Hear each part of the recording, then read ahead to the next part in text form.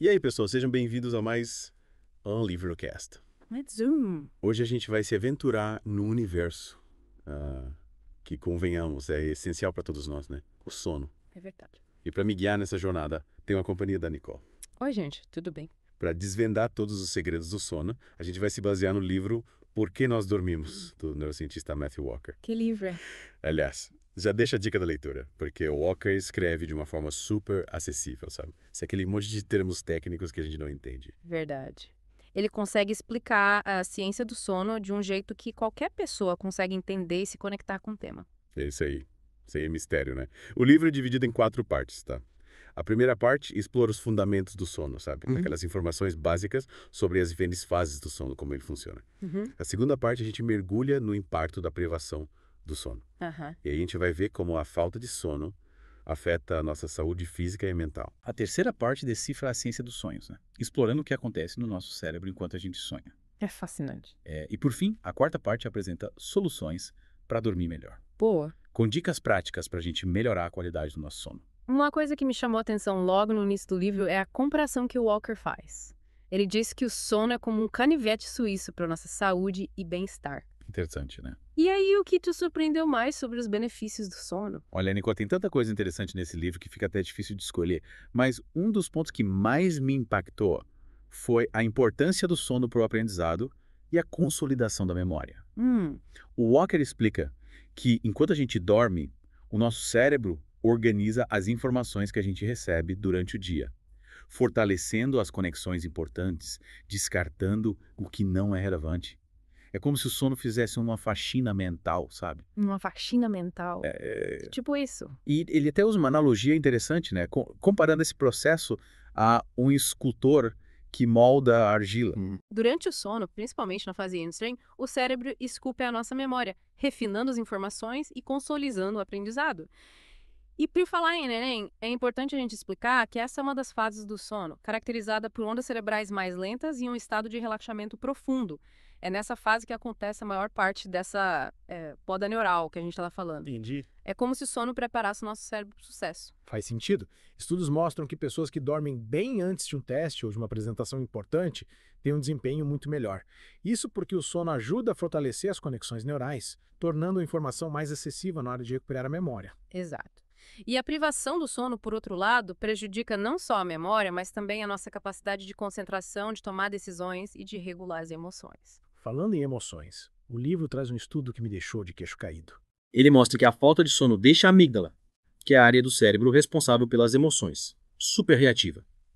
Ao mesmo tempo, a privação do sono enfraquece o córtex pré-frontal, que é a região responsável pelo controle das emoções e pela tomada de decisões racionais. É como se a gente ficasse com o pé no acelerador das emoções e sem freio. Sem freio. Por isso, quando a gente está privado de sono, a gente fica mais irritado, ansioso, estressado e com dificuldade de lidar com situações desafiadoras. É a receita perfeita para um desastre, né?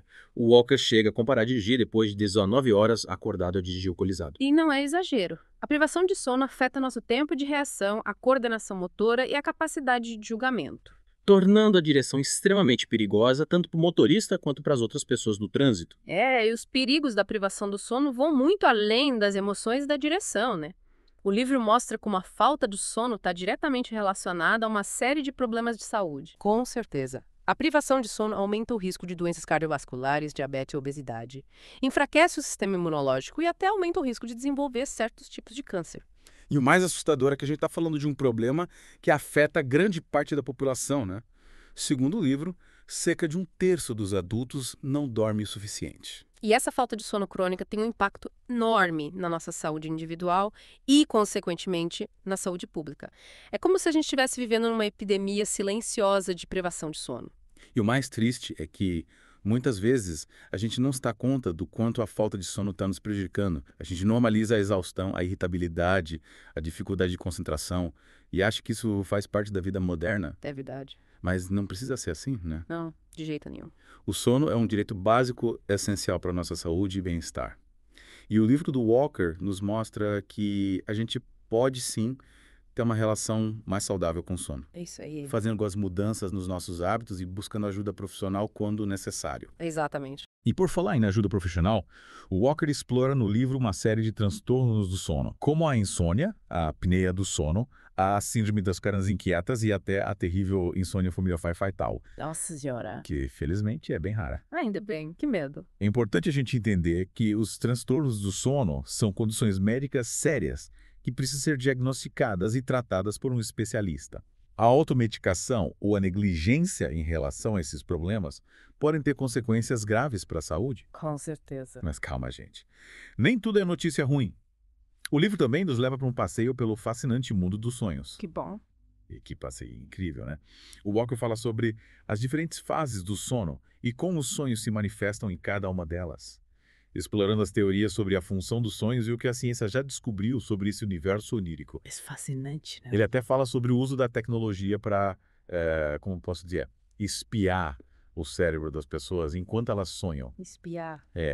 Já imaginou poder ver o que se passa na mente de alguém durante um sonho? É de pirar o cabeção. Total. E ele também menciona a possibilidade de sonhos lúcidos, onde a pessoa tem consciência de que está sonhando e pode até controlar o curso do sonho. Seria incrível poder voar, visitar lugares exóticos ou viver aventuras fantásticas dentro dos nossos próprios sonhos, né? Nossa, isso é demais. Mas é importante a gente ter cuidado com as técnicas caseiras de indução de sonhos lúcidos, porque elas podem ser perigosas se não forem feitas com a orientação de um profissional. Percebe? Mas e aí? O que a ciência já descobriu sobre a função dos sonhos? Por que a gente sonha? Essa é uma pergunta que intriga cientistas e filósofos há séculos.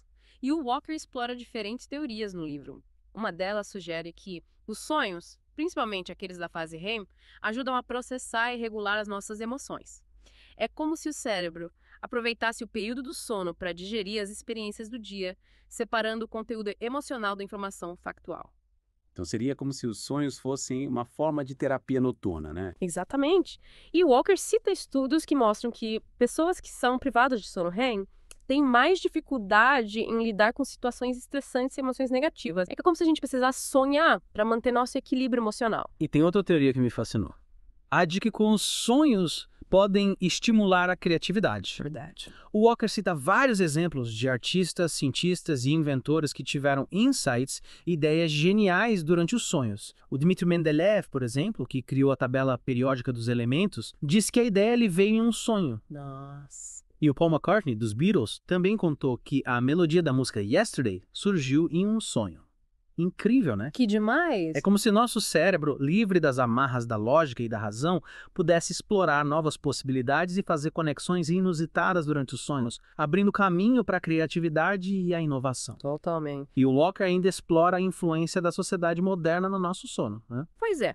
Ele critica o uso excessivo de luz artificial, a temperatura constante dos ambientes e a cultura de trabalho que valoriza a privação do sono, argumentando que esses fatores estão prejudicando a qualidade do nosso sono e, consequentemente, a nossa saúde. Ele até usa o termo dívida de sono para se referir ao acúmulo de noites mal dormidas ao longo do tempo, e essa dívida, segundo ele, pode ter consequências graves para a nossa saúde física e mental. É como se a gente estivesse constantemente em débito com o nosso próprio corpo. E essa dívida vai se acumulando, gerando juros altíssimos na forma de doenças e problemas de saúde. Mas e aí? O que a gente pode fazer para melhorar a qualidade do nosso sono e evitar essa dívida de sono? No próximo bloco, a gente vai mergulhar nas soluções que o Walker apresenta no livro. Pô. Fica ligado. E aí, pessoal, voltamos. A gente estava falando da tal dívida de sono, né? E como a privação do sono afeta a nossa saúde. Lembra? Sim. O livro do Walker mergulha fundo nos impactos da falta de sono no nosso corpo. É isso aí. E um dos sistemas que mais sofre com a privação de sono é o nosso querido sistema cardiovascular. Me deixou preocupado essa parte, viu? É de se preocupar mesmo. O Walker cita estudos que mostram que dormir menos de 6 horas por noite aumenta consideravelmente o risco de desenvolver doenças cardíacas como hipertensão e infarto. Caramba!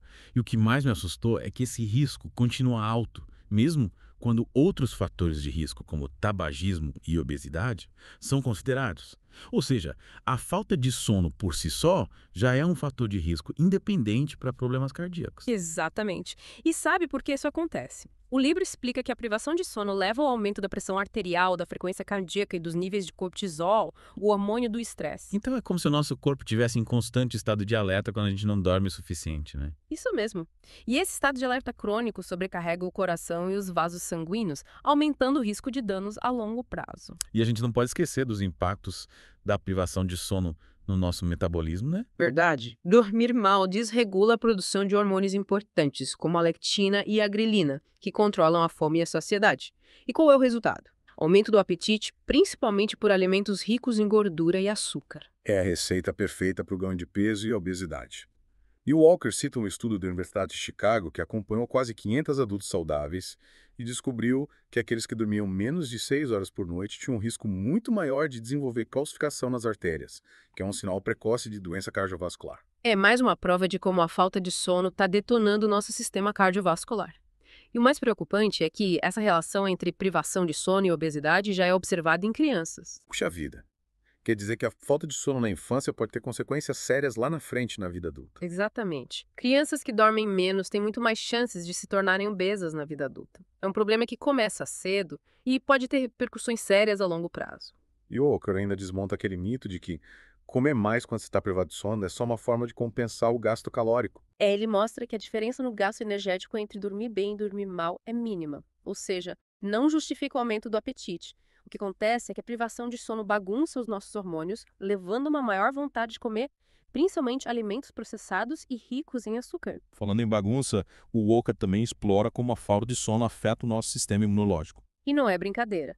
Ele explica que a privação de sono enfraquece as nossas defesas, deixando a gente mais vulnerável a infecções, gripes e resfriados. É verdade. Estudos mostram que pessoas que dormem menos de 7 horas por noite têm 3 vezes mais chances de desenvolver resfriados do que aquelas que dormem 8 horas ou mais. É mais uma prova de como o sono é essencial para manter o nosso sistema imunológico forte e pronto para combater qualquer ameaça. Exatamente. Enquanto dormimos, nosso corpo produz células do sistema imunológico, como os linfócitos T, que são essenciais para combater vírus e bactérias. A privação de sono reduz a produção dessas células, deixando o nosso corpo mais suscetível a doenças. E como se não bastasse tudo isso, a privação de sono ainda aumenta o risco de desenvolver câncer. Pois é. O Walker explica que a falta de sono leva a um estado crônico de inflamação no corpo, e essa inflamação persistente ao longo do tempo pode contribuir para o surgimento de tumores. Ele menciona um estudo que acompanhou mais de 1.200 pessoas por 25 anos e constatou que dormir menos de 6 horas por noite aumentava em 50% o risco de desenvolver câncer coloretal. E outros estudos apontam para uma relação entre privação de sono e aumento do risco de câncer de mama e de próstata. É de arrepiar. É mais um alerta para a gente levar a sério a importância de uma boa noite de sono. E tem mais um dado que me deixou de cabelo em pé. Ele fala sobre os impactos da privação de sono na atividade dos nossos genes. Sim, lembro dessa parte. Ele descreve uma pesquisa que mostrou que uma única noite de sono perdido é capaz de desregular a expressão de mais de 700 genes. E muitos desses genes são responsáveis por funções vitais do nosso corpo, como o metabolismo, a imunidade e o reparo celular. É como se a gente estivesse mexendo na engrenagem da nossa própria biologia, né? Exatamente. E esses desequilíbrios genéticos podem ter consequências a longo prazo para a nossa saúde. E a gente não pode esquecer dos impactos da falta de sono no sistema reprodutivo, né? Verdade. O Walker explica que a privação de sono interfere na produção de hormônios sexuais, tanto em homens quanto em mulheres. Em homens, a falta de sono leva à redução dos níveis de testosterona, o que pode causar problemas de libido, disfunção erétil e até infertilidade. E em mulheres, a privação de sono pode desregular o ciclo menstrual, dificultar a ovulação e aumentar o risco de complicações na gravidez. É como se o nosso corpo entendesse que a gente não está em condições ideais para a reprodução quando a gente está privado de sono. E a falta de sono também afeta a nossa aparência física, né? É verdade. O livro menciona que pessoas que dormem mal tendem a ter olheiras, rugas e uma aparência mais envelhecida. É como se o corpo estivesse gritando por descanso. É como se a gente estivesse acelerando o processo de envelhecimento. E por falar em envelhecimento, uma parte do livro que me deixou bastante reflexivo foi a que fala sobre o sono e a doença de Alzheimer. Pois é, o Walker apresenta uma teoria que relaciona a privação de sono com o aumento do risco de desenvolver Alzheimer. Ele explica que durante o sono, nosso cérebro realiza uma espécie de faxina, eliminando toxinas e proteínas que se acumulam ao longo do dia. E uma dessas proteínas é a beta-amiloide, que está diretamente relacionada ao desenvolvimento da doença de Alzheimer. Exatamente. E o Walker mostra que a privação de sono impede essa faxina cerebral, permitindo que a beta-amiloide se acumule no cérebro, formando placas que danificam os neurônios e levam à perda de memória e outras funções cognitivas. Nossa. Ele descreve um estudo que acompanhou um grupo de pessoas por vários anos e descobriu que aquelas que dormiam menos tinham um risco significativamente maior de desenvolver Alzheimer. É mais uma evidência de como o sono é crucial para a saúde do nosso cérebro, especialmente à medida que envelhecemos. E estudos com animais também mostram que a privação de sono acelera a formação de placas beta-amiloides no cérebro. Ou seja, a falta de sono pode estar abrindo caminho para a demência. E a gente não pode esquecer que a doença de Alzheimer já é um problema de saúde pública, né? A cada 3 segundos, uma pessoa no mundo desenvolve demência. E se a privação de sono está contribuindo para esse problema, a gente precisa levar isso a sério e começar a cuidar melhor do nosso sono. Com certeza. A mensagem que fica é que o sono não é só um momento de descanso, é um período essencial para o nosso corpo se recuperar, se renovar e se proteger de uma série de doenças. E aí, ouvinte, você já parou para pensar em como anda a qualidade do seu sono? Quais hábitos você precisa mudar para ter noites mais tranquilas e reparadoras? No próximo bloco, a gente vai te dar algumas dicas. Mas antes, vamos falar um pouquinho sobre os sonhos. E voltamos para a última parte do nosso mergulho no mundo do sono. A gente já viu como a privação de sono impacta negativamente a nossa saúde, mas agora vamos explorar um lado mais leve e fascinante: os sonhos. É isso aí. O livro do Walker nos leva para um passeio incrível por esse universo onírico, desvendando mistérios e curiosidades sobre o que acontece no nosso cérebro enquanto a gente sonha. E ele começa falando sobre o uso da tecnologia para, como posso dizer, espiar o cérebro das pessoas durante o sono. Você consegue imaginar. Cientistas usando ressonância magnética para observar a atividade cerebral enquanto alguém está sonhando. É realmente incrível como a ciência está avançando nessa área, e o Walker explica que essas pesquisas estão nos ajudando a entender melhor como os sonhos se formam, quais áreas do cérebro estão envolvidas e até mesmo a decifrar o conteúdo dos sonhos em alguns casos. E ele também menciona a possibilidade de sonhos lúcidos, aqueles sonhos em que a pessoa tem consciência de que está sonhando e pode até controlar o curso do sonho. Já imaginou que incrível? Seria fascinante, né? Poder voar, visitar lugares exóticos, conversar com pessoas queridas que já se foram. As possibilidades seriam infinitas. Mas o Walker alerta que a gente precisa ter cuidado com as técnicas caseiras de indução de sonhos lúcidos. A gente não quer sair por aí fazendo experimentos sem a orientação de um profissional, né? Mas e aí, o que a ciência já descobriu sobre a função dos sonhos? Por que será que a gente sonha? Essa é uma pergunta que intriga cientistas e filósofos há séculos. E o Walker explora diferentes teorias no livro. Uma delas sugere que os sonhos, principalmente aqueles que acontecem durante a fase REM do sono, ajudam a processar e regular as nossas emoções. Então seria como se os sonhos fossem uma forma de terapia noturna. Exatamente. É como se o cérebro aproveitasse o período do sono para digerir as experiências do dia, reorganizar as emoções e fortalecer as conexões neurais importantes. E o Walker cita estudos que mostram que pessoas que são privadas de sono REM têm mais dificuldade em lidar com situações estressantes e emoções negativas. Faz todo sentido. E tem outra teoria que me fascinou. A de que os sonhos podem estimular a criatividade. Sim, o Walker cita vários exemplos de artistas, cientistas e inventores que tiveram insights e ideias geniais durante os sonhos. O químico alemão August Kekulé, por exemplo, descobriu a estrutura do benzeno, um composto químico fundamental, depois de sonhar com a cobra mordendo o próprio rabo. E o Paul McCartney dos Beatles também contou que a melodia da música Yesterday surgiu em um sonho. Incrível, né? Como se o nosso cérebro, livre das amarras da lógica e da razão, pudesse explorar novas possibilidades e fazer conexões inusitadas durante os sonhos. Exatamente. E o Walker explica que, durante o sono REM, nosso cérebro está mais ativo e as conexões entre diferentes áreas cerebrais são mais fluídas, o que pode favorecer o surgimento de ideias criativas e inovadoras. E Walker também aborda a influência da sociedade moderna no nosso sono, né? Sim, ele critica o uso excessivo de luz artificial à noite, a temperatura constante dos ambientes e a cultura de trabalho que valoriza a privação do sono. Ele até usa a expressão dívida de sono para se referir ao acúmulo de noites mal dormidas ao longo do tempo. E essa dívida, segundo ele, pode ter consequências graves para a nossa saúde física e mental. E ele propõe uma série de soluções para combater a privação do sono e melhorar a qualidade do nosso descanso. Que tipo de soluções? Ele fala sobre a importância de criar uma rotina regular de sono, com horários fixos para dormir e acordar, mesmo nos finais de semana. Ele também destaca a importância de ter um ambiente propício ao sono, escuro, silencioso e com temperatura agradável.